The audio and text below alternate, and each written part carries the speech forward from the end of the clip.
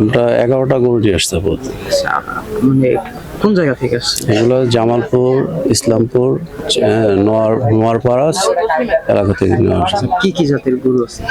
এগুলো আমাদের 100% দেশাল গরু, হ্যাঁ। আর একটা আছে আপনার 100% দেশাল ব্রাহ্মার 70% ক্রস করা, হ্যাঁ। এটা একটু স্পেশাল বেরি, ওটাও দেশি আছে। আর বাকিগুলো যেগুলো আছে সব ইন্ডিয়ান এক্সপোর্ট করে। এগুলো আমরা নিজস্ব খামারে এগুলো আস্তে আস্তে ধীরে ধীরে এগুলো তৈরি করছি।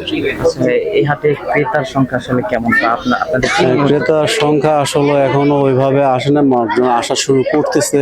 আগামীকাল হয়তো বন্ধের দিন, শুক্র শনি একটা সুযোগ আছে, হয়তো বা ক্রেতার আগমন কালকে থেকে শুরু হবে। আমরা আজকে বিকেল থেকে দেখতেছি অনেকে আসা শুরু করছে। হয়তো দরদাম একটু জিজ্ঞাসাবাদ করতেছে, ঘোরাফেরা করতেছে, দেখতেছে তাদের পছন্দ হচ্ছে, অনেকে দাম জিজ্ঞেস করতেছে। হয়তো অনেকে বাজেটের সাথে মিলতেছে না, বিধায় অন্যদিকে ছোট গরুর দিকেও যাচ্ছে। তো এখানে বর্তমানে আপনার মেরাদিয়া সংলগ্ন বস্তুমাঝি যে হাট, এই হাটে বর্তমানে এই আমার এখানে ফ্লাইং অ্যাগ্রোর যে গরুগুলো আছে, মোটামুটি এখন পর্যন্ত এখানে সবচেয়ে বড় মানের গরুগুলো পাওয়া যাচ্ছে। কোন গরুর দাম আসলে কেমন যদি একটু আমাদের আসলে গরুর দাম আমরা এখনো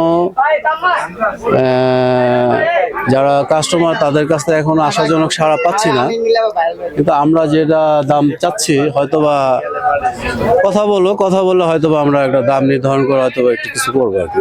আচ্ছা, এই যে গরুটা, এটার ওজন?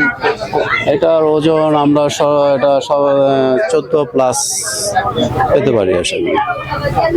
এখন পর্যন্ত কি আপনাদের একটা গরু সেল হয়েছে? না, আমরা আজকে সকালে গরু নামাইছি। এখন পর্যন্ত আমরা গরু